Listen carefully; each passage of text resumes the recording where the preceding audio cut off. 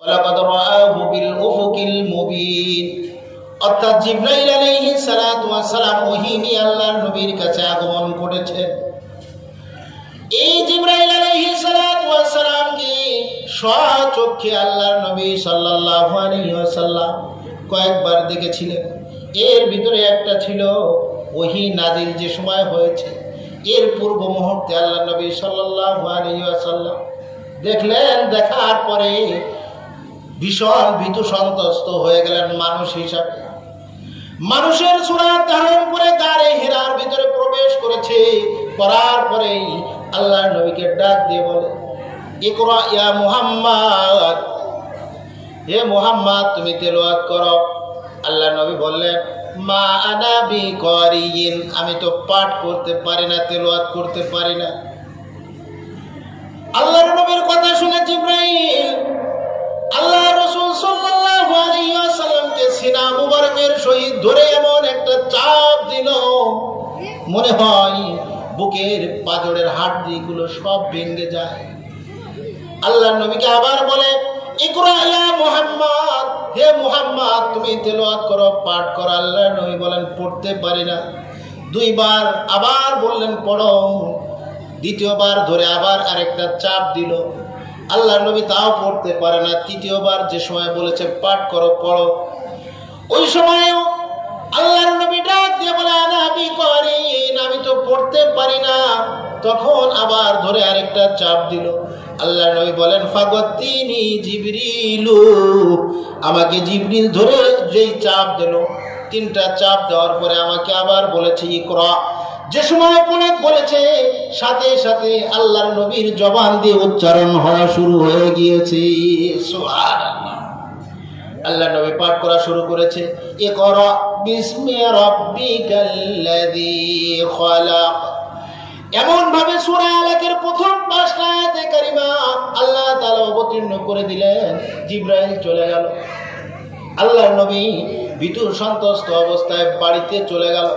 আম্মা জান খাদিজা রাদিয়াল্লাহু আনহাকে ডাক দিয়ে বলে, জাম্মিলুনি জাম্মিলুনি ইয়া খাদিজা।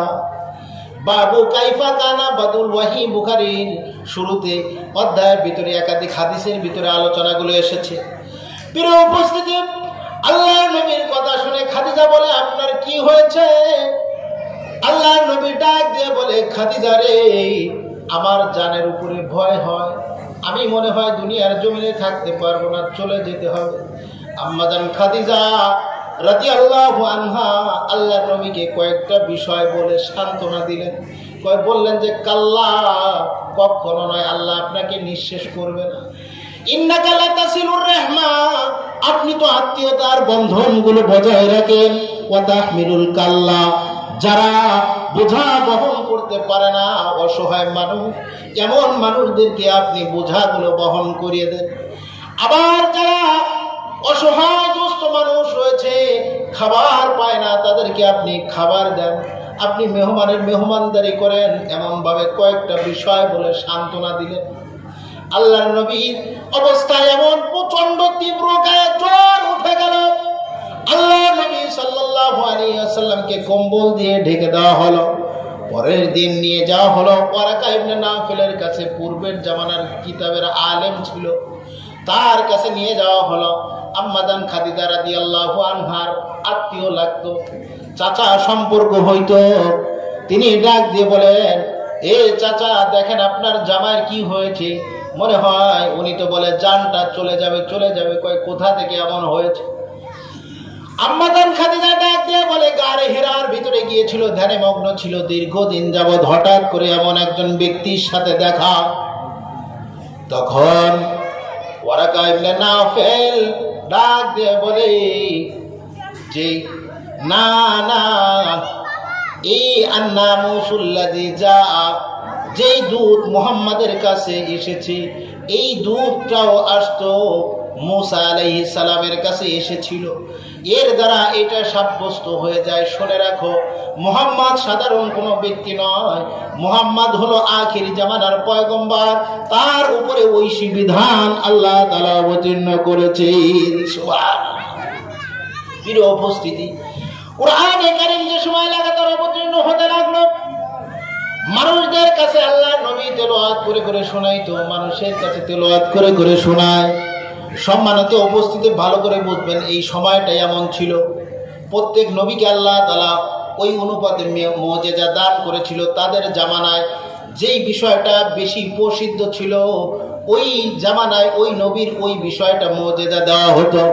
যেমন মুসা আলাইহিস সালাতু ওয়াস সালাম, সুলাইমান আলাইহিস সালাতু ওয়াস সালাম, এদের জামানায় জাদুবিদ্যার বেশি প্রচলন ছিল। আল্লাহ তাআলা একটা মুজিজা দান করলেন মুসা আলাইহিস সালামকে, লাঠি। ওই লাঠি যেই জমিনে ছেড়ে দেওয়া হয়, সাথে সাথে বিশাল সাপ রূপ ধারণ করত। এমন ভাবে অন্য অন্য জাদুঘরদের জাদুবিদ্যাকে পরাস্ত করে হটিয়ে দিত। এটা আল্লাহ তাআলার নিয়ম। আমাদের নবীর উপরে যে সময় কোরআনে কারীম অবতীর্ণ হলো, পুরা বিশ্বের ভিতরে আরব বিশ্বটা এমন ছিল যে আরব বিশ্বের সাহিত্য চর্চা চলতো। বড় বড় কবিরা কবিতা লিখত, বড় বড় সাহিত্যজ্ঞন বিভিন্ন প্রবন্ধ লিখত। যার সাহিত্যটা ভালো হবে, যার লেখাটা সুন্দর হতো, তার ওই লেখাটা কাবা ঘরের দেওয়ালে সবার উপরে টাঙিয়ে দেওয়া হতো, ঝুলিয়ে দেওয়া হতো। এরই ধারাবাহিকতায় প্রিয় উপস্থিতি, সকলেই বলে যে মুহাম্মদ যেই কথাগুলো বলে, যেই কিতাবের পাঠ করে, এটা তো দুনিয়াবি কোনো সাধারণ কিতাবের কথা সে বলে না। অনেকেই ইসলাম বিদ্বেষী যারা ছিল, কাফের মুশরিক, এরা বলতো মুহাম্মদ এটা বানিয়ে বানিয়ে কথা বলে, পূর্ববর্তী কিছু ঘটনা নিজের পক্ষ থেকে বানিয়ে বানিয়ে বলে। আল্লাহ তাআলা বললেন, হে আমার হাবিব, এরা তো বোঝে না আপনার উপরে হামলা করতে আসে, আপনার উপরে অবতীর্ণ হওয়া মানবতার মুক্তির দূত ঐশী বিধানের উপরে এরা কথা বলতে আসে। শুনে রাখো, আমি আল্লাহ তাআলা পবিত্র কোরআনুল কারীমে যতগুলো সূরা অবতীর্ণ করেছি, কোরআনে কারীমে কত সূরা? 114টি। কয়টি? 14টি। আওয়াজ করে বলেন, 114টি সূরা। এই 114টি সূরার ভিতরে আল্লাহ তাআলা কোরআনে কারীমকে শেষ করেছেন সূরাতুল ফাতিহা থেকে নিয়ে সূরা নাস পর্যন্ত।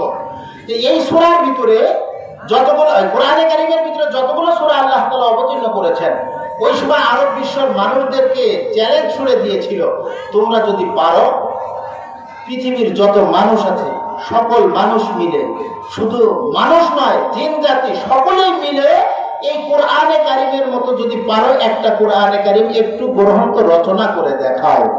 পেরেছে? আওয়াজ করে বলেন, পেরেছে? কিয়ামত পর্যন্ত কেউ পারবে?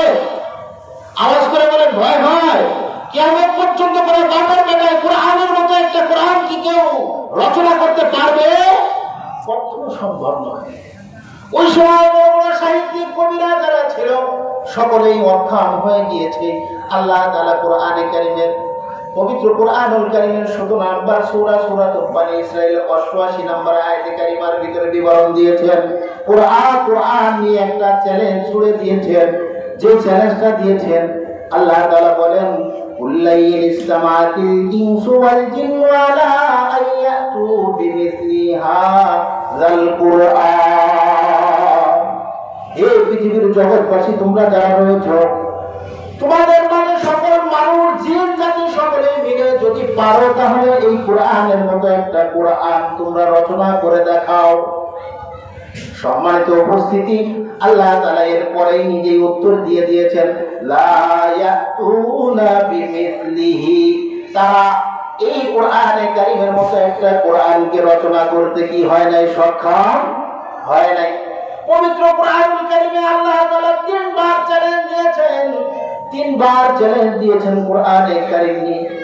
এরপরে কিছুদিন ওরা চুপ হয়ে গেল যে না, মুহাম্মদ যেই কথাগুলো বলে এটা কোরআনে কারীমের কথা, আল্লাহ তাআলার বিধান। কিছু মানুষ বিশ্বাস করে, মানে, কিন্তু তারপরে নিজেদের মতবাদ প্রকাশ করার জন্য কিছু কাফের ইসলাম বিদ্বেষীগণ উঠে পড়ে লেগে আছে। ওরা বলে, না না, মনে হয় এটা বানানোই কালাম হবে, বানানো কথা। মুহাম্মদ নিজে নিজে পক্ষ থেকে বানিয়ে বানিয়ে এই কথাগুলো বলে। আল্লাহ তাআলা বলেন, তোদের কোরআন দিয়ে একটা চ্যালেঞ্জ দিয়েছিলাম, এটা তো তোরা পারিস নাই, মানতে পারিস নাই। তোরা এই কোরআনের মতো একটা কোরআন আনতে পারিস না। দ্বিতীয় নাম্বার, তোদের কাছে আরেকটা চ্যালেঞ্জ ছুড়ে দিলাম।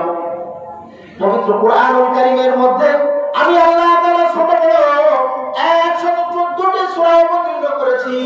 এই 114টি সূরার মাঝে তোরা যদি পারোস তাহলে 10টা সূরা বানিয়ে একটু দেখা, যদি বাপের বেটা হয়ে থাকো এই সূরা বানানোর জন্য, কোরআনে কারীমের সূরা তৈরি করার জন্য পৃথিবীর যত মানুষ আছিস, সকল মানুষগুলো জিন ইনসান সকলেই মিলে তোমরা যদি পারো তাহলে 10টা সূরা তৈরি করে দেখো। এই চ্যালেঞ্জটা আল্লাহ তাআলা দিয়েছেন। কোরআনুল কারীমের 11 নম্বর সূরা সূরাতুল হুদের 13 নম্বর আয়াতে কারীমা আল্লাহ তাআলা বলেন, আম ইয়াকুলুনা ইফতারা, এই কাফেররা বলে এই কোরআন মুহাম্মদ হয়তোবা নিজে নিজে বানিয়ে বলেছে, নিজের পক্ষ থেকে বানিয়ে বলে। আল্লাহ তাআলা বলেন, হে নবী আপনি বলুন, কুল ফাতু বিআশারি সুওয়ারিন মিন মিসলি, এই কোরআনে কারীমের যত সূরা রয়েছে ছোট বড়, এর থেকে কম বেশি তোমরা পারলে 10টা সূরা তৈরি করে দেখাও। 10টা সূরা কি তৈরি করতে পেরেছে নাকি? আওয়াজ করে বলেন, পেরেছে? কেউ পারে নাই।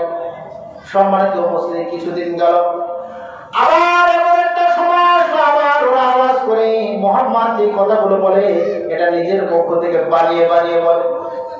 আল্লাহ তাআলা বললেন, হে মুহাম্মদ আমার হাবিব শুনে রাখো, পুরা কোরআন দিয়ে একটা চ্যালেঞ্জ দিলাম, এরা পারে নাই। 10টা সূরা দিয়ে চ্যালেঞ্জ ছুড়ে দিলাম, এরা পারে নাই। সর্বশেষ যদি এরা পারে, বাপের বেটা যদি হয়ে যায়, তাহলে কেমন পারোস? এই কোরআনে কারীমের একটা সূরা, সবথেকে ছোট সূরা, নামটা কি? সূরাতুল কাউসার। আওয়াজ করে বলেন, নাম কি? সূরাতুল কাউসার। বড় সূরার নাম কি? সূরাতুল বাকারা। সবথেকে ছোট একটা সূরা, 3 আয়াত বিশিষ্ট। ইন্না আ'তাইনাকাল কাউসার ফাসাল্লি লিরাব্বিকা ওয়ানহার ইন্না শানিআকা হুয়াল আবতার। যদি পারো এই ছোট একটা সূরার মতো সূরা তোরা একটু তৈরি করে দেখা, বানিয়ে দেখা। সম্মানিত উপস্থিতি, ওরা অনেক চেষ্টা করেছে, কিছু কোরআনের অনুসরণ করে সূরা নিজেরা বানানোর চেষ্টাও করেছে, কিন্তু পারে নাই। বাইতুল্লাহর উপরে লটকায় দিয়েছে রাতের গভীর আঁধারে। এখন সকালবেলা মানুষগুলো উঠে দেখে যে কে জানি একটা সূরা বানিয়েছে, একটা সূরা অনুসরণ করে, সূরাতুল ফিলের অনুসরণ করে। কোন সূরা বললাম?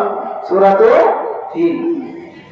আল্লাহ তাআলা সূরা দিয়েছেন, আলাম তারা কাইফা ফাআলা রাব্বুকা বিআসহাবিল ফিল আলাম ইয়াজআল কাইদাহুম ফি তাদলিল।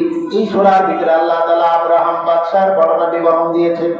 এটা আল্লাহ নবী সাল্লাল্লাহু আলাইহি ওয়াসাল্লামের দুনিয়ার জমিনে আসার কিছুদিন আগের ঘটনা। অনেক মুফাসসিরিনগণ বলেন এই সূরাতুল ফিলের ভিতরে আল্লাহ তাআলা যে ঘটনা বিবরণ দিয়েছেন, এটা আল্লাহর নবীর মুজিজা হিসেবে আল্লাহ তাআলা আসহাবুল ফিল অর্থাৎ হস্তি বাহিনী আব্রাহাম বাদশাকে নিশ্চিহ্ন করে দিয়েছিল। যাই হোক, ওটা আলোচনার বিষয় নয়। ওরা একটা সূরা তৈরি করেছে, সূরাতুল ফিলের অনুসরণ করে। ওরা কয় আল ফিলু, আল ফিল মানে হাতি। ফিল মানে কি? আওয়াজ করে বলেন, ফিল মানে কি? হাতি। ওরা আবার বলতেছে মাল ফিলু, হাতি কি জিনিস? আবার কয় ওয়া মা আদরাকা মাল ফিল, তুমি কি জানো নাকি হাতিটা কি? এবার শেষে ওরা কয় জামবুহু কাসির, লেজটা হইল ছোট, খুরতুম হতবিল, সুরটা হইল লম্বা। এই কথা যে সময় বলছে বাইতুল্লাহ লটকায় দিছে। ওরা এটা দেখে পরের দিন কয় যে কান তো সারছে, মুহাম্মদের কোরআনের 1000 ভাগের কাছে তো 1 ভাগের কাছেও যাইতে পারে না, 1000 ভাগের 1 ভাগের কাছেও যাইতে পারে না, ধারে কাছেও যায় নাই। কোরআনে টাকায় 100-300 মান সব যাবে, ওখান থেকে নামিয়ে ফেল। মুহাম্মদ যে কথাগুলো বলে এটা সাধারণ দুনিয়ার জমিনের কোনো কথা নয়। সুবহানাল্লাহ। প্রিয় উপস্থিতি, যে কথা বলতেছিলাম, আল্লাহ তাআলা সর্বশেষ আরেকটা চ্যালেঞ্জ ছড়লেন। পবিত্র কোরআনুল কারীমের 2 নম্বর সূরা সূরাতুল বাকারা 23 নম্বর আয়াতে কারিমায় আল্লাহ তাআলা বলেন, ওয়া ইন কুনতুম ফি রাইবিন মিম্মা নাযালনা আলা আবদিনা ফাতু বিসূরাতিন মিন মিসলি। হে পৃথিবীর জগৎবাসী শুনে রাখো, আমি যে মুহাম্মাদের উপরে যে কোরআনকে অবতীর্ণ করেছি, এই কোরআন নিয়ে তোমরা যে সন্দেহ পোষণ করো, এই কোরআনের ভিতরে সর্বশেষ ছোট্ট সূরাতে আমি আল্লাহ তাআলা সর্বকনিষ্ঠ সূরা যেটা দিয়েছি, এই পারলে তোমরা এই কোরআনে কারীমের সূরার মতো একটা সূরা একটু অবতীর্ণ করে দেখাও না, বানিয়ে দেখাও। কিন্তু ওই সমস্ত ব্যক্তিরা কেউ পারে নাই। ফালাম ইয়াজিদ বিহি কদিরা, কোন ব্যক্তির পক্ষে এটা বানানো সম্ভব হয় নাই, অক্ষম হয়ে গিয়েছে। পক্ষান্তরে ওরা আল্লাহর নবী যে কোরআনে কারীম তেলাওয়াত করে, ওই কোরআনে কারীম কি মানব রচিত বিধান নাকি কোনো জাদু বিদ্যা? অনেকেই বলে এটা জাদু বিদ্যা। জাদু বিদ্যা হলে তো বড় গণক জাদুঘর দরকার, না হলে মুহাম্মদ যে কোরআন যে বলতেছে জাদু বিদ্যা পাঠ করে আমরা ধরবো কিভাবে? পৃথিবীর জমিনে ওই সময় সব থেকে বড় জাদুঘর কোথায় পাওয়া যায়? ইয়ামানের ভিতরে চলে গিয়েছে। ইয়ামানে খুঁজতে খুঁজতে পেয়ে গিয়েছে জামাত নামক জাদুঘর। জামাত নামক জাদুঘরকে তারা ভাড়া করে নিয়ে এসেছে মুশরিকরা। এনে বলে, হে জামাত, শুনে রাখো, মুহাম্মদ যেই কোরআন তেলাওয়াত করে এটা কোনো কোরআন ঐশী বিধান নয়, এটা হলো তার নিজে বানানো কিছু জাদু বিদ্যা। সকলে বলেন নাউজুবিল্লাহ। আল্লাহর নবীর কাছে জামাত নামক জাদুঘরকে পাঠানো হলো। জামাত নামক জাদুঘরটা দিয়ে বলে, হে মুহাম্মদ, মক্কার মুশরিকরা বলে তুমি নাকি জাদু বিদ্যা পাঠ করো, একটু পড়ে পড়ে শোনাও তো দেখি তোমার জাদু বিদ্যা কেমন। আমি তো বড় গণক, বড় জাদুকর, যদি জাদু বিদ্যা হয় তোমার এই জাদু বিদ্যা আমি ধরতে পারবো। মক্কার জমিনের মুশরিকরা তো আছে, আজকে মুহাম্মাদের একটা হ্যাস্ত হয়ে যাবে। মুহাম্মদ আজকে পারবে না, পৃথিবীর বড় জাদুকর। আল্লাহর নবীর কাছে যে সময় আসলো, আসার পরে আল্লাহর নবী ডাক দিয়ে বলে, ও জামাত, তুমি হলে ইয়ামানের ভিতরে সর্বশ্রেষ্ঠ বড় জাদুকর। যদি আমি জাদু বিদ্যা পাঠ করি তাহলে নিশ্চিত তুমি ধরতে পারবা এটা জাদু বিদ্যা। কিন্তু আমি তোমার কাছে আবেদন করি, আমি যে কোরআন তেলাওয়াত করি এই কোরআনের তেলাওয়াত একটু তুমি শুনতে থাকো। জামাত নামক জাদুকর আল্লাহর নবীর তেলাওয়াত যে সময় শোনা শুরু করেছে, শুনতেছে এমত অবস্থায় এক পর্যায়ে দেখে জামাত নামক জাদুকরের দুই চক্ষু দিয়ে গড়গড় করে অশ্রু পড়া শুরু হয়েছে। সুবহানাল্লাহ। জামাত নামক জাদুকরের ডাক দিয়ে বলে, হে মক্কার জমিনের মুশরিকরা, শুনে রাখো, মুহাম্মদ এই কোরআন তেলাওয়াত করে এটা কোনো দুনিয়ার সাধারণ কোনো জাদুবিদ্যা নয়, দুনিয়ার কোনো মানব রচিত ঐশী বিধান নয়। আমি হইলাম বড় জাদুঘর, ও যদি জাদুবিদ্যা তেলাওয়াত করে তাহলে আমি তো বুঝতে পারবো। শুনে রাখো, এটা হলো আমি ওই মালিকের কথাই বুঝতে পারতেছি যিনি ঐশী বিধান মানবতার মুক্তির দূত অবতীর্ণ করেছেন তার রাসূলের উপরে। আমি জামাত নামক জাদুকর আর দেরি না করে আল্লাহর নবীকে ডাক দিয়ে বলে, হে মুহাম্মদ, অন্তরটা কলিজাটা তোমার তেলাওয়াত শুনে ঠান্ডা হয়ে গিয়েছে, আমি আর থাকতে পারি না রে মুহাম্মদ, আমি আর দেরি করতে চাই না, তুমি আমাকে কালিমা পাঠ করিয়ে মুসলমান বানায় দাও। সুবহানাল্লাহ। ইয়ামান থেকে জাদুঘর এনেছে, জাদুঘর কালিমা পড়ে মুসলিম হয়ে গেল, মুসলমান হয়ে গেল। সম্মানিত উপস্থিতি, কাফেররা বলে, এই জামাত নামক জাদুঘরকে মুহাম্মদ জাদু করে ফেলিয়েছে। কত বড় একটা জাদুঘর তাহলে এবার বুঝে দেখো। সম্মানিত উপস্থিতি, যে কথা বলতেছিলাম, আল্লাহ তাআলা পবিত্র কোরআনে কারীমে তিনবার চ্যালেঞ্জ দিয়েছে, কেউ এটা সক্ষম হয়নি চ্যালেঞ্জ অ্যাকসেপ্ট করার, গ্রহণ করার, কেউ ধারে কাছে যায় নাই। এই কোরআনে কারীম পৃথিবীর জমিনে কিয়ামত পর্যন্ত থাকবে। কোরআনে কারীমের হিফাজতের দায়িত্ব স্বয়ং কে নিয়েছেন বলেন? কে নিয়েছেন? আল্লাহ নিয়েছেন। তো আল্লাহ তাআলা স্বয়ং নিজেই দায়িত্ব নিয়ে দিয়েছেন কোরআনে কারীমের হিফাজতে। এই কোরআনে কারীম স্বয়ং নিজে আল্লাহ তাআলা হেফাজত করবেন। আল্লাহ তাআলা কোরআনে কারীম হেফাজত করেন কয়েকটা ভাবে। এর ভিতরে একটা আমরা দেখি যে কাগজের মাঝে লিপিবদ্ধ করা কোরআনে কারীম যে রয়েছে সূরাতুল ফাতিহা থেকে নাস পর্যন্ত লিপিবদ্ধ করা একটা হেফাজত। আরেকটা হেফাজত কোরআনে কারীমের আল্লাহ তাআলা করেন পৃথিবীর জমিনে মুসলিম সন্তান যারা রয়েছে এই সন্তানদের সিনার ভিতরে আল্লাহ তাআলা আত্মস্থ করে কোরআনে কারীমের হেফাজত করেন। সুবহানাল্লাহ। এই কোরআনে কারীমের হেফাজতের একটা কেন্দ্র, প্রাণ কেন্দ্র মাদ্রাসা হচ্ছে আপনাদের এখানে হেফখানা আছে, আছে না? এখানে কোরআনে কারীমের হেফাজতের একটা মাধ্যম, এটাও একটা পৃথিবীর জমিনে যত একটা মাধ্যম রয়েছে হেফাজতের সিনার ভিতরে আত্মস্থ করার মাধ্যম হলো এটাও একটা। সম্মানিত উপস্থিতি, এই কোরআনে কারীমকে আল্লাহ তাআলা এমন ভাবে নাযিল করেছেন, হাদিসের ভিতরে এসেছে, দীর্ঘ হাদিসের ভিতরে কোরআনে কারীমে এমন একটা বিধান, মানবতার মুক্তির বিধান। এই কোরআনে কারীম সম্পর্কে, কোরআনে কারীমের বিশেষণ সম্পর্কে লম্বা হাদিসের ভিতরে এসেছে। তিরমিজি শরীফের 2906 নম্বর হাদিসের ভিতরে এসেছে। হযরত হারিস রাদিয়াল্লাহু তাআলা আনহু থেকে হাদিস বর্ণিত। হাদিসের মাঝামাঝির দিক থেকে বলতেছে, শুরুর দিকে অনেক কথা। আল্লাহ নবী বললেন, আলা ইন্নাহা সাতাকুনু ফিতনা। সাহাবারা ডাকে বললেন, আল্লাহ নবী, ফিতনা যে সবে প্রকাশ পাবে এটার মাধ্যম কি? ফাকুলতু মাল মাকরুদ মিনহা ইয়া রাসূলুল্লাহ। অর্থাৎ হারিস রাদিয়াল্লাহু আনহু ডাকে বলেন, এই ফিতনা যে বের হবে এটার মাধ্যম কি? আল্লাহ নবী বললেন, ওয়ালা কিতাবুল্লাহি ফীহি নাবাউন।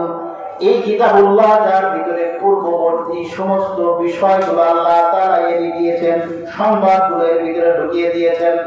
মা কারাকুম ওয়া খবরু মা বাদাকুম ওয়া হুকমু মা বাইনাকুম। কিতাবুল্লাহ এমন বিধান যার ভিতরে পূর্বে এমন একটা মানবতার ঐশী বিধান, যার ভিতরে পূর্বে পরের সমস্ত বিধান বিষয়গুলো আল্লাহ তাআলা জমা করে দিয়েছেন। وَهُوَ الْفَصْلُ لَيْسَ بِالْحَزْلِ مَنْ تَرَكَهُ مِنْ جَبَّارٍ وَسَمَهُ اللَّهُ। এই কোরআনে কারীমকে যে ব্যক্তি অহংকার বশত দূরে সরিয়ে দিবে, পরিত্যাগ করবে, আল্লাহর নবী বলেন, وَسَمَهُ اللَّهُ, আল্লাহ তাআলা ওই ব্যক্তিকে চূর্ণ বিচূর্ণ করে দিবে। আল্লাহ তাআলা কি করবেন? চূর্ণ বিচূর্ণ করে দিবেন। যে ব্যক্তি কোরআনে কারীমকে অহংকার বশত পরিত্যাগ করবে, সম্মানিত উপস্থিতি, কোরআনে কারীমকে পরিত্যাগ করলে আল্লাহ তাআলা বলেন তাকে একবারে আমি আল্লাহ চূর্ণ বিচূর্ণ করে দিব। আল্লাহর হাবিব বলতেছেন, ওয়া মালিকাল হুদা ফি গায়রিহি আদাল্লাহুল্লাহ। পৃথিবীর জমিনে এই মানবতার মুক্তির বিধান, ঐশী গ্রন্থ, মানবতার মুক্তির দূত আল কোরআনে কারীম ব্যতীত অন্য কোন বিধান দ্বারা যে ব্যক্তি হেদায়েত খুঁজতে থাকবে, আল্লাহ তাআলা বলেন, আল্লাহর হাবিব বলেছেন, আল্লাহ তাআলা ওই ব্যক্তিকে গোমরাহ করে দিবেন, পথভ্রষ্ট করে দিবেন। ওই ব্যক্তি আর পথের উপরে প্রতিষ্ঠিত থাকতে পারবে না। প্রিয় উপস্থিতি, এরপরে আল্লাহর নবী বলেন, হে হারিস, ওয়াদিকুল হাকিম ওয়াসিরাতুল মুস্তাকিম। কোরআনে কারীম হলো একটা সহজ রাস্তা।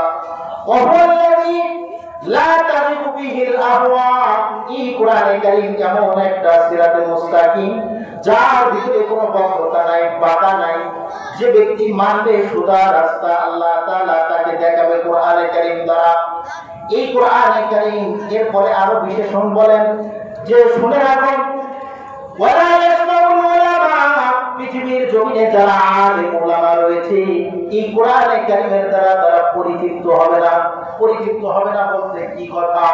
অর্থাৎ তেলাওয়াত করতে থাকবে, বারংবার তেলাওয়াত করবে, বারংবার তেলাওয়াত করবে, কিন্তু অন্তরের যে চাহিদা এই কোরআনে কারীমে দ্বারা, ওই চাহিদা যত পড়বে আরো ভালো লাগবে। এই চাহিদা মানে ওদের এটা পুরা হবে না, বারবার তেলাওয়াত করতে ভালো লাগবে। সম্মানিত উপস্থিতি, এরপর আল্লাহর হাবিব বলেন, এই কোরআনে কারীম এমন, আল্লাহর নবী বলতেছেন, এই কোরআনে কারীম শুধু মানুষের জন্য হেদায়েত বিষয়টা এমন না। পৃথিবীর জমিনে আল্লাহ তাআলা দুইটা জাতিকে আল্লাহ তাআলা শ্রেষ্ঠত্ব দান করেছেন। এক নাম্বার হলো মানব জাতি, দ্বিতীয় নাম্বার হলো জিন জাতি। এই জিন জাতিকে আল্লাহ তাআলা মানুষের পরে ওদেরকে শ্রেষ্ঠত্ব দান করেছেন। সর্বশ্রেষ্ঠ আশরাফুল মাখলুকাত হলো মানব জাতি পৃথিবীর জমিনে। আল্লাহ তাআলা, আল্লাহর হাবিব বলেন এই হাদিসের শেষ অংশে, হাত্তা সামিয়াত হু, এই কোরআনে কারীমকে জিনেরা শ্রবণ করেছে। যে সময় শ্রবণ করার পরে তাদের অবস্থাটা কি হয়েছিল? সম্মানিত উপস্থিতি, পবিত্র কোরআনুল কারীমের আল্লাহ তাআলা ৭২ নম্বর সূরা, সূরাতুল জিন নামে একটা সূরা অবতীর্ণ করেছেন। কোরআনে কারীমের ৭২ নম্বর সূরা, এই কোরআনে কারীমের 72 নম্বর সূরাটি অবতীর্ণ হওয়ার শানে নজুল কি জানেন? শানে নজুল হলো কোন পরিপ্রেক্ষিতে অবতীর্ণ হয়েছে। আগে পৃথিবীর জমিনে মানব ছিল, জিন জাতি ছিল। এই জিন জাতিরা আসমানে চলে যেত, যে একবারে নিচের আসমানে কান লাগিয়ে লাগিয়ে ওরা শ্রবণ করতো ফেরেশতাদের মাধ্যমে মাঝে কি কি বিষয় নিয়ে আলোচনা হচ্ছে, এই বিষয়গুলো আলোচনা হতো। ওরা একটা শুনতো, এক দুইটা শুনতে পারতো, কিছু কিছু কথা শুনতো, শুনে দুনিয়ার জমিনে যারা গণক আছে, জিন চালা, ওদের কাছে এই কথাগুলো বলতো। যার কারণে এই গণকেরা ওই একটা সত্যের সাথে কয়েকটা মিথ্যা মিশ্রিত করে মানুষের মাঝে বলতো, কয় যে হে এই কথা বলছে, বাবাই বলছে এটা হবে, বা কি পারে গুরুজি বলছে এটা হবে, এই দেখছো যেটা বলেছিল এটা হয়ে গেছে। একটা খাটে বাকিটা খাটে না, কিছু কিছু খাটে। তো এই জিন জাতিরা আগে থেকে যে ওরা আসমানে যে উপরে উঠে এই কথাগুলো শুনে আসতো কান লাগিয়ে। জিনদের আল্লাহ তাআলা উপরে ওঠার ক্ষমতা দিয়েছেন। ওরা বাতাসের সাথে দ্রুত গতিতে একবারে মুহূর্তের ভিতরে বিভিন্ন জায়গায় সওয়ার হতে পারে, সফর করতে পারে, ভ্রমণ করতে পারে, এই ক্ষমতা আল্লাহ তাআলা ওদেরকে দিয়েছেন। কোরআনে কারীম যে অবতীর্ণ হলো, হওয়ার পরে এই কোরআনে কারীমের আল্লাহ তাআলা কোরআনে কারীমের সম্মান রক্ষার্থে আল্লাহ তাআলা ওই সময় কি করলেন? আসমানে যত জিন জাতি যায়, ওই সকল জিন জাতিদেরকে উল্কা পিণ্ড দ্বারা, অর্থাৎ তারকারাজি উল্কা পিণ্ড দ্বারা ফেরেশতাদের মাধ্যমে তাদের গায়ে নিক্ষেপ করা। দেখেন না মাঝে মাঝে আকাশে তারকা ছুটে পড়ে, দেখছে জিনদের উপরে আল্লাহ তাআলা ওই তারকা মারতে বলেন ফেরেশতাদের। তারকারাজি 3টা উপকার আল্লাহ তাআলা দান করেছেন। কয়টা উপকার? তারকারাজি কয়টা উপকার? মুফাসসিরিন একরাম বলেন 3টা উপকার আল্লাহ তাআলা দান করেছেন। তারকারাজি 3টা উপকার আল্লাহ তাআলা দান করেছেন। প্রথম নাম্বার উপকার আল্লাহ তাআলা দিয়েছেন পবিত্র কোরআন কারীমের 29 নম্বর পারা প্রথম নাম্বার সূরা সূরাতুল মুলকের ভিতরে বিবরণ দিয়েছেন, ওয়ালাকাদ যায়্যানাস সামাআদ দুনিয়া বিমাসাবিহা ওয়া জাআলনাহা রুজুমান লিশ-শায়াতিন ওয়া আ'তাদনা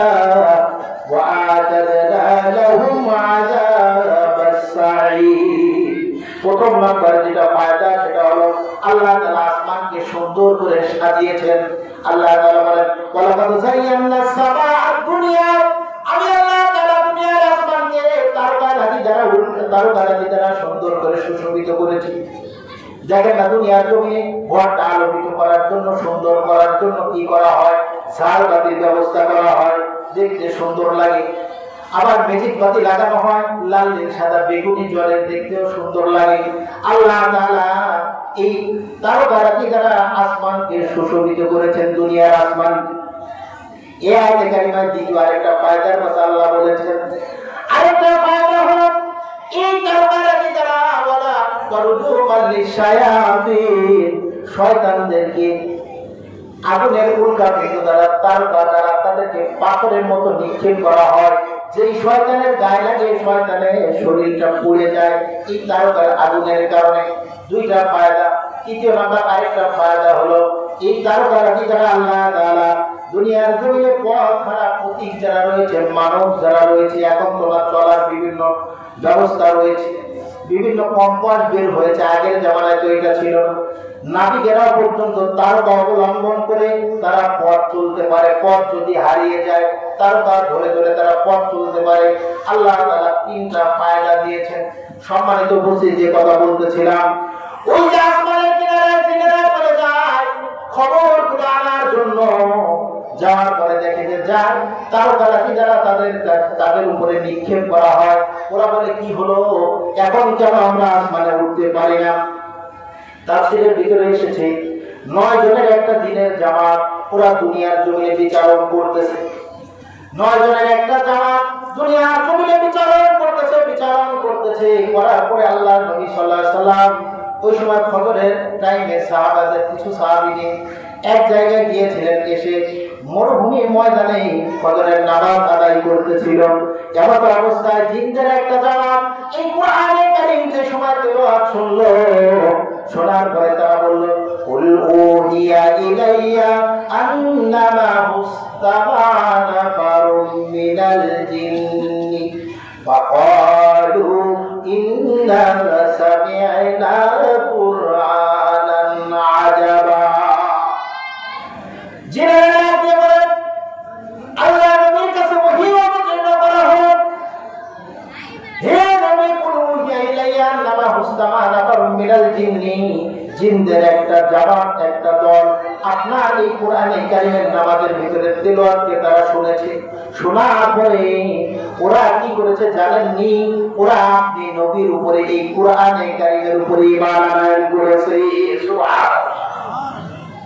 ওরা বলেন আমান্না, আমরা ঈমান আনয়ন করলাম, কারণ হলো ইয়াহদি ইলা রুশদি, এই কোরআনে কারীম হেদায়েতের রাস্তা দেখায়, যার কারণে আমরা এই কোরআনে কারীমের উপর ঈমান আনয়ন করলাম। সর্বপ্রথম জিনদের ভিতরে এরা ঈমান আনয়ন করেছে কোরআনে কারীমের পরে। পর্যায় করবে আল্লাহর নবী সাল্লাল্লাহু আলাইহি সাল্লাম জিনদের মাঝে কয়েকবার দাওয়াত দিয়েছেন, জিনদের মাঝে কিছু মুসলমান হয়েছে, ওরা ঈমান আনয়ন করেছে আল্লাহর নবীর উপরে, কোরআনে কারীমের উপরে। সম্মানিত উপস্থিতি, আজকে মানুষ হয়ে কি অবস্থা? মানুষকে আল্লাহ তাআলা আশরাফুল মাখলুকাত হিসাবে দান করেছেন, পৃথিবীর জমিনে শ্রেষ্ঠত্ব দান করেছেন, কিন্তু এই কোরআনে কারীমের ইজ্জতকে রক্ষা করার জন্য মোটেও প্রস্তুতি নয়। কোরআনে কারীম কিভাবে ধ্বংস করা যায়, কিছু মানুষ উঠে পড়ে লেগেছে। কেমন হয়েছে কোরআনে কারীমকে কিভাবে ধ্বংস করা যায়, বারংবার উঠে পড়ে এরা আটা জল খেয়ে লেগেছে। বর্তমান সময় আল্লাহর উপরে, কোরআনের উপরে, নবীর উপরে কিছু কিছু মানুষ, যেমন কিছু আছে নিজেদের নামধারী বাউল বলে দাবি করে, আবার কোরআনে কারীম আল্লাহর উপরে তারা কটূক্তি করে, কথা বলে। কিছু মানুষ এমন আছে নিজেদেরকে মুসলিম দাবি করে, কোরআনে কারীমের উপরে আঘাত করে। আবার কিছু মানুষ অমুসলিম রয়েছে, এরা তো করে। সম্মানিত উপস্থিতি, বড় আফসোস, এই কোরআনে কারীমের আগে যে হাদিসটা বলতেছিলাম, লম্বা হাদিস, ওই হাদিসে আল্লাহ নবী বলেন, যারা এই কোরআনে কারীমের সাথে অহংকার বশত পরিত্যাগ করে দিবে, আল্লাহর হাবিব বলেন কসমাহুল্লাহ, আল্লাহ তাআলা ওই সমস্ত মানুষদেরকে চূর্ণ বিচ্ছিন্ন করে দিবেন। এই কোরআনে কারীম হেফাজতের একটা প্রাণ কেন্দ্র হলো আপনাদের এই প্রতিষ্ঠান। এই প্রতিষ্ঠানকে ধরে রাখা, সাহায্য সহযোগিতা করা, সর্বদা কিভাবে উন্নতি লাভ করে চেষ্টা ফিকির আমাদেরকে করা। তাহলে কোরআনে কারীম হেফাজতে যত মাধ্যম রয়েছে, এই মাধ্যমের একটা মাধ্যমের সহায়ক আপনি আমি হয়ে গেলাম। হতে পারে কাল কিয়ামতের ময়দানে আল্লাহ তাআলা আপনাকে আমাকে, এই যে হাফেজে কোরআন যারা বের হবে, এদের অন্তরে সিনার ভিতরে আল্লাহ তাআলা কোরআনে কারীম হেফাজত করে রেখেছে। এটার বদৌলতে আল্লাহ তাআলা আপনাকে আমাকে জান্নাতের মেহমান করে দিবে।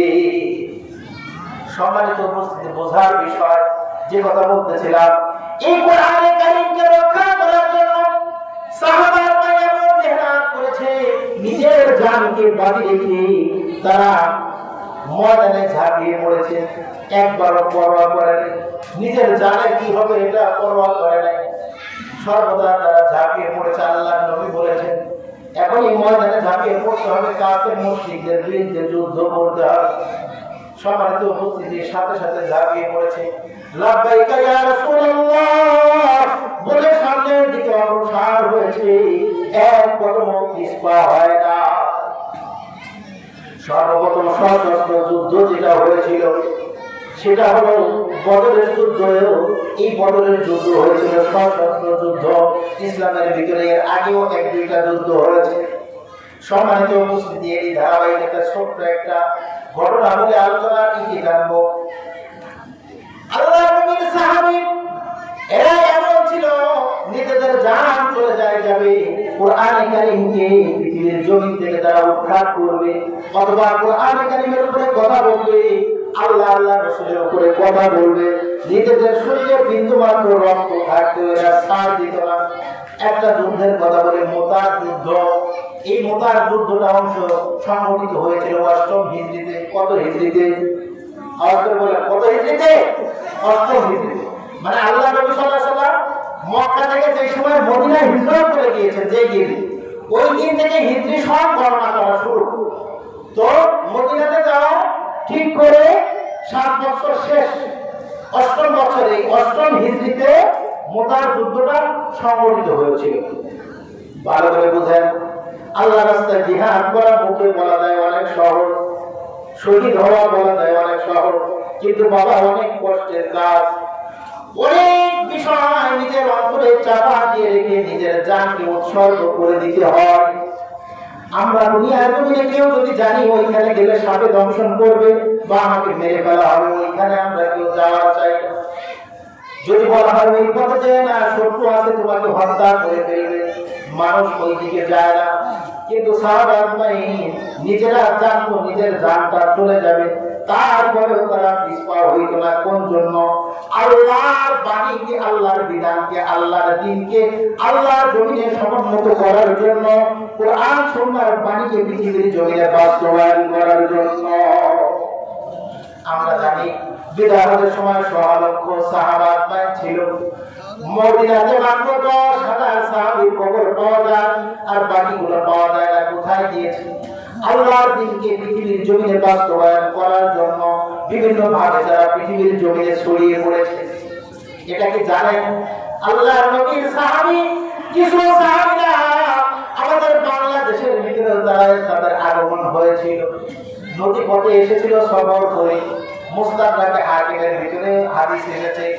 সম্মানিত উপস্থিতি, আল্লাহর নবীর চাচা আবু বকর রাদিয়াল্লাহু আনহুর সাথে ৭ থেকে ৮ জন সাহাবীর একটা কাফেলা নদী পথে ওরা চীন দেশে যাত্রা করতেছিল। এমন অবস্থায় কক্সবাজার কুতুবদিয়ার মাঝামাঝি স্থানে যাত্রা বিরতি করেছিল, যার কারণে বাংলাদেশের ভিতরে ৭ থেকে প্রায় ৮ থেকে ৯ জন মানুষ বা ১১ জন মানুষের মতো তাবী হওয়ার সুযোগ হয়েছিল। সাহাবারা কি পরিমাণ মেহনত করেছেন নিজেদের জানকে বাজি রেখে। তো যে কথা বলতেছিলাম, হিজরিতে মোতার যুদ্ধ সংগঠিত হয়ে যাবে। আল্লাহ নবী রাতের বেলা সাহাবাদেরকে নিয়ে বসে গেছেন। ডাক দিয়ে বলে, হে সাহাবারা শুনে রাখো, ইসলামের বাতিকে নির্বাপিত করার জন্য, ইসলামকে নিঃশেষ করে দেওয়ার জন্য কাফের মুশরিকরা রওনা হয়েছে। আমাদের যুদ্ধ সংগঠিত হবে মোতার প্রান্তরে, ঐতিহাসিক মোতার যুদ্ধ সংগঠিত হবে। আমরা রওনা হব। এই যে রওনা হব মোতার প্রান্তরে, আল্লাহর নবী সকল সাহাবাদের কমান্ড বুঝিয়ে দিলেন, তোমরা এই কাজ করবা, এই কাজ করবা, এই কাজ করবা। আল্লাহর নবী মোতার যুদ্ধে প্রধান ৩ জন সেনাপতি নিযুক্ত করলেন। কয়জন সেনাপতি নিযুক্ত করেছেন? সম্মানিত উপস্থিতি, এই কথাটা ভালো করে খেয়াল করেন, এটা বলে আমার আলোচনা শেষ করব। ৩ জন প্রধান সেনাপতি নিযুক্ত করেছেন। কয়জন? এটা ভালো করে আমাদের বোঝার বিষয়। সাহাবারা এটা বুঝতেন, আল্লাহ নবী যদি একাধিক সেনাপতি, প্রধান সেনাপতি যুদ্ধের ময়দানে নিয়োজিত করেন, তাহলে এটা অন্তর থেকে বুঝে নিত যে প্রথম যাকে সেনাপতি নিযুক্ত করেছে ওই ব্যক্তি মৃত্যুবরণ করবে, ও আর বেঁচে থাকবে না, শহীদ হয়ে যাবে। দ্বিতীয় আরেকজন না, তার এমন যদি না হতো আল্লাহ রাসূল দ্বিতীয় আরেকজনকে সেনাপতি নিযুক্ত করতেন না। তাহলে কয়জন নিযুক্ত করছেন? বাকি ৩ জনের এই অন্তরে বিশ্বাস হয়ে গিয়েছে, প্রধান সেনাপতি বানিয়েছে ৩ জন, মানে আমাদের এই যুদ্ধের প্রান্তরে ৩ জনের মৃত্যু হয়ে যাবে নিশ্চিত জেনে গিয়েছে। সাহাবারা বুঝে ফেলেছে যে ৩ জনকে মোতার প্রান্তরে আল্লাহর নবী প্রধান সেনাপতি নিযুক্ত করেছে। সম্মানিত উপস্থিতি, প্রথম যাকে সেনাপতি নিযুক্ত করেছিলেন হযরত যায়েদ ইবনে হারিসা রাদিয়াল্লাহু আনহু, আল্লাহর নবীর পালক পুত্র ছিল। হযরত যায়েদ ইবনে হারিসা রাদিয়াল্লাহু আনহু ঐতিহাসিক মোতার প্রান্তরে প্রধান সেনাপতি নিযুক্ত করলেন। দ্বিতীয় আরেকজনকে প্রধান সেনাপতি নিযুক্ত করলেন হযরত জাফর ইবনে আবি তালিব। জাফর ইবনে আবি তালিবকে দ্বিতীয় আরেকজন সেনাপতি, প্রধান সেনাপতি নিযুক্ত করলেন। তৃতীয় আরেকজন সেনাপতি, প্রধান সেনাপতি নিযুক্ত করলেন হযরত আব্দুল্লাহ ইবনে রাওহা রাদিয়াল্লাহু আনহু। এনারা ৩ জন নিশ্চিত জেনে গিয়েছেন যে এই মোতার প্রান্তরে আমাদের শহীদ হলে আল্লাহ নবী বলে দিলেন, হে যায়েদ ইবনে হারিসা, তোমার কাছে মোতার প্রান্তরে মুসলিমদের কালিমার ঝান্ডা থাকবে। পরের জনকে বললেন, জাফর ইবনে আবি তালিবকে ডাকতে বলেন, যায়েদ ইবনে হারিসা যদি এই ইসলামের পতাকা উড্ডীন না করতে পারে, দ্বিতীয় নাম্বার দায়িত্ব তোমার। যায়েদ ইবনে হারিসার কথা প্রদান হয়ে গেল। হযরতে জাফর ইবনে আবি তালিব কি বললেন, দ্বিতীয় নাম্বার কাজ তোমার এই ইসলামের ঝান্ডা তুমি উঁচা করে রাখবা। এরপরে আল্লাহর নবী আব্দুল্লাহ ইবনে রাওহা রাদিয়াল্লাহু আনহুকে বললেন, হে আব্দুল্লাহ ইবনে রাওহা, জাফর ইবনে আবু তালিব যদি এই ঝান্ডা না রাখতে পারে তোমার দায়িত্ব। আল্লাহর নবী বললেন, এ উপস্থিত সকল শুনে রাখো, আব্দুল্লাহ ইবনে রাওহা যদি ইসলামের ঝান্ডা না রাখতে পারে অন্যরা রাখবে। চতুর্থ নাম্বার এই ব্যক্তি ঝান্ডা উত্তীর্ণ করে রেখেছিল, তিনি হলেন হযরত খালিদ বিন ওয়ালিদ রাদিয়াল্লাহু তাআলা। হযরত খালিদ রাদিয়াল্লাহু তাআলা তার মাধ্যমে আল্লাহ তাআলা মুবারক প্রান্তরে মুসলিমদের বিজয় দান করেছিল। পরপর তিনজন সাহাবী শহীদ হয়ে গেল। সম্মানিত উপস্থিতি, আব্দুল্লাহ ইবনে রাওহা রাদিয়াল্লাহু আনহু সত্য একটু কথা, রাতের বেলা বাড়িতে চলে গেছে। নতুন বিবাহ হয়েছে, স্ত্রীকে ডাকতে বলে, স্ত্রী রে মোতার বাজারে যুদ্ধ সংগঠিত হয়ে যায়। নবী বলেছে আমাকে প্রধান সেনাপতি নিযুক্ত করা হয়েছে। স্ত্রীটা বলে, হে আব্দুল্লাহ ইবনে রাওহা, তিনজন সেনাপতি প্রধান নিযুক্ত করেছে আল্লাহ। মানে আমি এটা বুঝতে পেরেছি ওই মোতাবাক তোমার নিশ্চিত শহীদ হয়ে যাবে, তুমি নিশ্চিত শহীদ হয়ে যাবে। একটু ঘরের ভিতরে আসো, আমি একটু শরবত বানিয়ে সে শরবতটা তোমাকে একটু খাইয়ে দেব, একটু পান করে যাও। হযরত আব্দুল্লাহ ইবনে রাওহা রাদিয়াল্লাহু আনহু ডাকতে বলে, স্ত্রী রে যদি ঘরের ভিতরে আমি যাই, তুমি স্ত্রীর মহব্বতে করে আমার যুদ্ধে যাওয়া দেরি হয়ে যাবে, আমি এটা সহ্য করতে পারবো না। আল্লাহর নবী যদি মক্কা, আল্লাহর নবী যদি মদিনায় আমার জন্য অপেক্ষা করবে, সাহাবাদের জন্য অপেক্ষা করবে, এটা আমার পক্ষে কখনো সম্ভব নয়। অনেক রিকোয়েস্ট করেছে, একটু ভিতরে আসেন, ভিতরে আসেন, যায় না। কয় যে কিছুই খাবো না স্ত্রী, তুমি দোয়া করো আল্লাহ তাআলা কাল কিয়ামতের ময়দানে জান্নাতের ভিতরে জানি তোমার সাথে আমার সাথে সাক্ষাৎ করিয়ে দেয়। সুবহানাল্লাহ। সম্মানিত উপস্থিতি, যে সময় কথা বলে স্ত্রীও না করবার ডাক দিয়ে বলে, হে আব্দুল্লাহ ইবনে রাওহা, পরিশেষে একটা ফরিয়াদ করি তোমার কাছে, এটা একটু রাখো। কই কি ফরিয়াদ? কই আমি দুইটা হাত উত্তোলন করে আল্লাহর কাছে দোয়া করি, তুমি যুদ্ধ বেশি সেজে এসেছো, যোদ্ধা বেশি সেজে এসেছো, তুমি যুদ্ধের ময়দানে যাবা। আল্লাহর নবী তোমাকে প্রধান সেনাপতিদের মধ্যে একজনকে নিযুক্ত করেছে, মানে তুমি যত দোয়া করবে আল্লাহ তোমার দোয়াকে কবুল করবে। আমার সাথে তুমি একটু আমিন আমিন বলিও। স্ত্রী দুইটা হাত উত্তোলন করে দোয়া করে, মাবুদ নতুন বিবাহ হলো, আল্লাহ তোমার কাছে একটা জান মাত্র ভিক্ষা চাই। আল্লাহর নবী আব্দুল্লাহ ইবনে রাওহাকে যুদ্ধে মোতার প্রান্তরে প্রেরণ করবে। ওই মোতার প্রান্ত থেকে তুমি আব্দুল্লাহ ইবনে রাওহাকে শহীদ না করে গাজী বানিয়ে ফিরিয়ে নিয়ে আসো। এই কথা যে সময় বলেছে, ঘরের ভিতরে ঢুকে তরবারিটা কোষ থেকে বের করে, খাট থেকে তরবারি বের করে উল্টা পিঠ দ্বারা স্ত্রীর পিঠে একটু আঘাত করে বলে, আরে স্ত্রী তুমি কি পাগল হয়ে গেছো নাকি? তোমার এই কথা আমি আমিন বলবো? আল্লাহর নবী আমাকে বলে দিয়েছে যুদ্ধের প্রান্তরে মোকাম প্রান্তরে আমি শহীদ হয়ে যাব, আর আমি কেমনে তোমার এই কথার উপরে আমিন বলি গাজী হয়ে ফিরে আসবো? আল্লাহ তো দোয়া আল্লাহর নবীটা কবুল করেছেন। সুবহানাল্লাহ। শহীদ হওয়ার জন্য ওরা কি পরিমাণ উদ্গ্রীব হয়েছিল। ডাকে বলে, স্ত্রীরা তোমার কাছে আবেদন করে তুমি এই দোয়া করো, দুনিয়ার দুনিয়ার কোনো সাক্ষাতের আশা না করে কাল কিয়ামতের ময়দানে শহীদের স্ত্রী হয়ে জানি মাওলার সাথে দিদার লাভ করে জান্নাতে যেতে পারি। সুবহানাল্লাহ। শহীদের স্ত্রী হয়ে স্বামী স্ত্রী দুইজনে একসাথে জানি জান্নাতে বসবাস করতে। মোতার প্রান্তরে রওনা হয়ে গেল আব্দুল্লাহ ইবনে রাওহা রাদিয়াল্লাহু আনহু। বীর বিক্রমে যুদ্ধ শুরু হয়ে গেল। দুজন সেনাপতি, প্রধান সেনাপতি যুদ্ধের ময়দানে শহীদ হয়ে গেল। তৃতীয় নম্বরে আব্দুল্লাহ ইবনে রাওহা রাদিয়াল্লাহু আনহু যুদ্ধ করা শুরু করেছে। বীর বিক্রমে অমুসলিমদেরকে কচুকাটা করতেছে। এক পর্যায়ে যুদ্ধের ময়দানে আব্দুল্লাহ ইবনে রাওহা রাদিয়াল্লাহু আনহু শহীদ হয়ে গেল। তখন খালিদ বিন ওয়ালিদ রাদিয়াল্লাহু আনহু যুদ্ধের ময়দানে ইসলামের ঝান্ডা হাতে নিয়ে যুদ্ধের ময়দানে ঝাঁপিয়ে পড়লেন, কমান্ড দিলেন সৈন্য সামন্তদেরকে। সকলেই মিলে বীর বিক্রমে যুদ্ধ করে ওই ময়দানে তারা বিজয় লাভ করেছিল। এই যুদ্ধটা ছিল কি জন্য? যতগুলো যুদ্ধ সংগঠিত হয়েছে কি জন্য? পৃথিবীর জমিনে আল্লাহর কোরআন জানি বাস্তবায়ন হয়, আল্লাহর কোরআনের বিধান জানি বাস্তবায়ন হয়, আল্লাহ রাসূলের বিধান এবং তাদের সম্মান জানি পৃথিবীর জমিনে উদ্দীন হয়।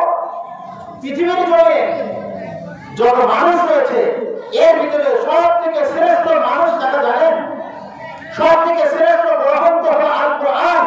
আল্লাহ নবী বলেছেন এই কোরআন কারীমের সাথে যারা সম্পর্ক রাখবে পৃথিবীর জমিনে, এই মানুষগুলো পৃথিবীর জমিনে এরাই শ্রেষ্ঠত্ব লাভ করবে। সুবহানাল্লাহ।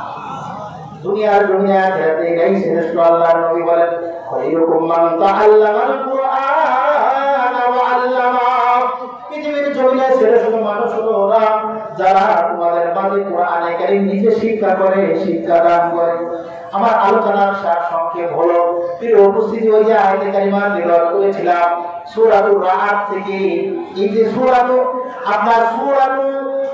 হিজর থেকে যে আলোচনাগুলো আয়াতে কারিমা তেলাওয়াত করেছিলাম, এই হিজরের 9 নম্বর আয়াতে কারিমা আল্লাহ তাআলা বিবরণ দিয়েছেন ইন্না নাহনু নাযালনা যিকরা ওয়া ইন্না লাহু লাহাফিজুন। আল্লাহ তাআলা বলেন আমি কোরআনে কারীম অবতীর্ণ করেছি আর এই কোরআনে কারীম সংরক্ষণ করার দায়িত্ব আমি আল্লাহ তাআলা নিয়ে নিলাম। এই কোরআনে কারীম আল্লাহ তাআলা ভাবে সংরক্ষণ করেন। এর ভিতরে একটা সংরক্ষণের মাধ্যম হলো পৃথিবীর জমিনে যারা আদম সন্তান রয়েছে এর ভিতরে যারা মুসলিমদের সন্তানের সেনার ভিতরে আল্লাহ তাআলা কোরআনে কারীমকে হেফাজত করেন। হেফাজত করে বলে কিয়ামত পর্যন্ত আল্লাহ তাআলা এটাকে সংরক্ষণ করবেন। যতগুলো মাধ্যম আছে এর ভিতরে একটা মাধ্যম হলো সেনার ভিতরে হেফাজত করা। প্রিয় উপস্থিতি, এই কোরআনে কারীমের সাথে সম্পর্ক রাখার চেষ্টা করি। কোরআনে কারীম নিজের বাড়ি নাই, নিজের সন্তানকে পড়ানোর চেষ্টা করি। যদি এমনটা না হয় বড় বিপদ আপনার আমার জীবনে বিপর্যয় নেমে আসবে। যেমন বিপর্যয় আসবে, যেই বিপর্যয়ের কোনো হল দুনিয়ার জমিতে পাবো না, পরকালেও পাবো না। যারা অমুসলিম আবার মুসলিমদের ভিতরে কিছু আছে ইসলাম বিদ্বেষী, এদেরও অবস্থা অনেক ভয়াবহ রূপ ধারণ করবে। আল্লাহ তাআলা সাথ দেন, ছেড়ে দেন না। কিছু মানুষ কোরআনকে নিশ্চিহ্ন করার জন্য বিভিন্ন ভাবে পায়তারা করতে থাকে। আল্লাহ তাআলা এই সমস্ত মানুষদেরকে এমন ধরা দিলেন যেই ধরার কোনো আর মা বাপ হবো না, মানে আর এর থেকে বাঁচার কোনো লাইন থাকবে না। সম্মানিত উপস্থিতি, এই জন্য চেষ্টা করি নিজে কোরআনে কারীম পড়ার চেষ্টা করি, সম্পর্ক রাখার চেষ্টা করি। না পারলে কমসে কম যারা কোরআনে কারীম পড়ে এদের সাথে সম্পর্ক রাখার চেষ্টা করি। এই সম্পর্ক কয়েকভাবে হতে পারে। যেখানে কোরআনে কারীমের শিক্ষা দেওয়া হয় এই ঘরের সাথে সম্পর্ক রাখি, হাফেজে কোরআন আলেমের সাথে সম্পর্ক রাখি, এটা আপনার আমার জন্য বড় সৌভাগ্যতা হবে। সম্মানিত উপস্থিতি, নিজে পারলে সাহায্য সহযোগিতা করি, নিজে পারলে নিজে যতটুকু সম্ভব এই সাহায্য সহযোগিতা কয়েকবার হতে পারে।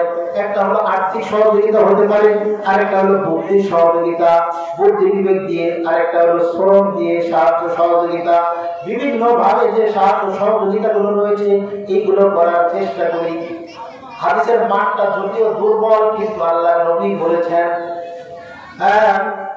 ইবনে মাজাহর ভিতরে হাদিসটা এসেছে সম্ভবত আল্লাহ নবী সাল্লাল্লাহু আলাইহি ওয়াসাল্লাম বলেছেন।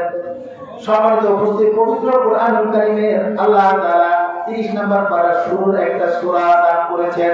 সূরাটার নাম হলো সূরাতুন নাবার। শেষ দিকে এখানে বিবরণ দিয়েছেন ইয়াউমা ইয়াকুমুর রূহু ওয়াল মালাইকাতু صفا لا يتكلمون إلا من أذن له الرحمن কিয়ামতের ময়দান যে সময় কায়েম হয়ে যাবে সমস্ত মানুষগুলো দাঁড়িয়ে যাবে ওই সময় কেউ আল্লাহর ভয়ে সম্মুখে কথা বলতে পারবে না এখানে বলা হয়েছে রূহ দাঁড়িয়ে যাবে রূহ কাকে বলা হয় রূহ হলো জিবরাইল আলাইহিস সালাতু ওয়াস সালামের বিশেষ আরেকটা নাম অর্থাৎ জিবরাইল আলাইহিস সালামকে রূহ বলা হয় জিবরাইল আলাইহিস সালাতু ওয়াস সালাম দাঁড়িয়ে যাবে সমস্ত মানুষগুলো দাঁড়িয়ে যাবে কিয়ামতের ময়দানে যে সময় কেউ কোনো কথা বলতে পারবে না ওই সময় আল্লাহ তাআলা বলেন ইল্লা মান আযিনা লাহুর রহমান যাকে অনুমতি দিবে সেই নাকি কিয়ামতের ময়দানে কথা বলতে পারবে এছাড়া অন্য কেউ কিয়ামতের ময়দানে জবাব করতে পারবে না ওই হাদিসের কথা বলতেছিলাম ওই হাদিসের ভিতরে আল্লাহর নবী বললেন কাল কিয়ামতের ময়দানে তিন শ্রেণীর মানুষ সুপারিশ করবে কয় শ্রেণী আওয়াজ করে বলেন কয় শ্রেণী আল্লাহ নবী বলেন ইয়াউমাল কিয়ামাতি সালাসুন কাল কিয়ামতের ময়দানে তিন শ্রেণীর মানুষ সুপারিশ করবে এক নম্বরে হলো আল আম্বিয়া প্রথম নম্বরে যে সুপারিশ করবেন তিনি হলেন তারা হলেন পয়গম্বরগণ পয়গম্বরদের ভিতরে ক্যাটাগরি রয়েছে সকল পয়গম্বর শুরুতে সুপারিশ করতে পারবে বিষয়টা এমন নয় কিতাব শাফাআতের ভিতরে দীর্ঘ হাদিসের ভিতরে এসেছে বুখারীর ভিতরে আলোচনা এসেছে সম্মানিত উপস্থিতি আল্লাহর নবী সাল্লাল্লাহু আলাইহি ওয়াসাল্লাম সর্বপ্রথম যে সুপারিশটা করবেন এই সুপারিশকে বলা হয় শাফাআতে কুবরা কাল কিয়ামতের ময়দানে সমস্ত মানুষদের জন্য নবী ওলি গাউস কুতুব পীর বুজুর্গ পয়গম্বর যারা আছে যত মানুষ আছে বাবা আদম থেকে নিয়ে শেষ পর্যন্ত যত মানুষ দুনিয়ার জমিনে এসেছে সকল মানুষের জন্য বিচার কার্য শুরু করার জন্য কিয়ামতের ময়দানে যিনি সর্বপ্রথম সুপারিশ করবেন তিনি হলেন আমাদের নবী সাল্লাল্লাহু আলাইহি ওয়াসাল্লাম আমাদের নবী কিয়ামতের ময়দানে সর্বপ্রথম সুপারিশ করবেন করার পরে অন্যান্য নবীরাও আস্তে ধীরে তাদের উম্মতের জন্য সুপারিশ করবে আল্লাহর নবী বলেন কিয়ামতের ময়দানে প্রথম নাম্বার সুপারিশ করবে আল আম্বিয়া এরপরে দ্বিতীয় নাম্বার সুন্নাল উলামা দ্বিতীয় নাম্বার অনেক শ্রেণীর মানুষ কিয়ামতের ময়দানে যারা সুপারিশ করবে এরা হলো উলামায়ে কেরামগণ একজন আলেম ব্যক্তির এমন পাওয়ার আল্লাহ দান করবেন হাফেজ হয়েছে আবার আলেম হয়েছে কোরআন হাদিস অনুবাদে নিজের জিন্দেগিটা পরিচালনা করে এমন ব্যক্তিদেরকে আল্লাহ তাআলা এমন ক্ষমতা দান করবেন মানুষদেরকে সুপারিশ করে করে জান্নাতে নিয়ে চলে যাবে সুবহানাল্লাহ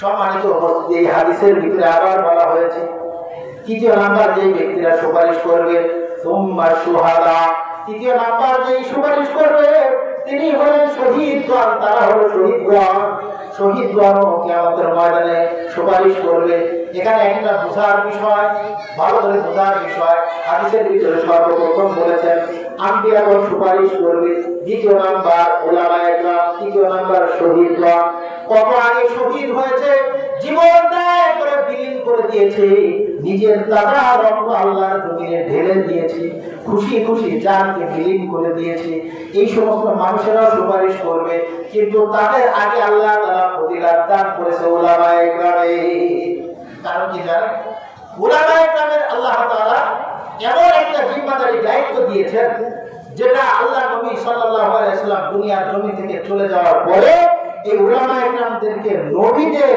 ওয়ারিস হিসেবে দুনিয়ার জমিনে আল্লাহ তাআলা ঘোষণা দান করেছেন সুবহানাল্লাহ যার কারণে এই উলামায়ে কেরামের এমন পাওয়ার এমন ক্ষমতা আল্লাহ তাআলা দান করবেন এজন্যই বলি এই হাফেজ কোরআন তৈরির কারখানা আলেমাও তৈরি হয় মহিলা মানুষের ছাত্রীরাও পড়ে এবারে নুরানিতে ছাত্রছাত্রীরা পড়ালেখা করে একজন ছাত্রছাত্রী যদি হকারে আলেম হয়ে যায় কাল কিয়ামতের ময়দানে হতে পারে আল্লাহ তাআলা তার ওসিলায় তার মাধ্যমে আমার আপনার মাথাতে ব্যবস্থা হয়ে যাবে যে সময় জাহান্নামের ফয়সালা হয়ে যাবে চলে যাবে মানুষ আল্লাহ তাআলা আলেম ব্যক্তিকে বলবেন হে আলেম তুমি দাঁড়িয়ে যাও কাকে কাকে নিতে চাও নিয়ে যাও মানুষদেরকে সুপারিশ করে নিয়ে যাবে সম্মানিত উপস্থিতি এমন অবস্থায় আল্লাহ তাআলা বলবেন যাকে চাও নিয়ে যাও নিয়ে গেল উনিও চলে যাবে জান্নাতে এমন অবস্থায় কিছু মানুষের সাথে দেখা হয়ে গেল